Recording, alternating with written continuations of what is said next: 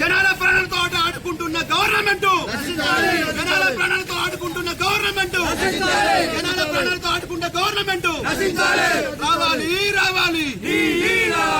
ప్రతిసారి రోడ్డు ఎత్తానంటారు, 2 రోజులు ఉంటారు పోతారు. జనాల ప్రాణాలతో ఆడుకుంటారు, జనాల ప్రాణాలతోటి. ఎందుకు ఈ కాంట్రాక్టులు, ఎందుకు ఈ గవర్నమెంట్లు ఏం చేస్తానాయి? 4 సంవత్సరాల కాంచెలు రోడ్ వేస్తాం మధ్య మధ్య వచ్చుడు పోవుడే జరుగుతుంది. ఓసారి రోడ్డు తీస్తారు, ఓసారి దుమ్ము పోతారు, ఓసారి డస్ట్ పోతారు, ఓసారి కంకెర పోతారు. ప్రతిసారి ఇదే డిస్టర్బెన్స్. గత సంవత్సరం కానించి అయితే జనాల ప్రాణాలతో ఆడుకునేది మాత్రం ఘోరంగా ఉన్నది.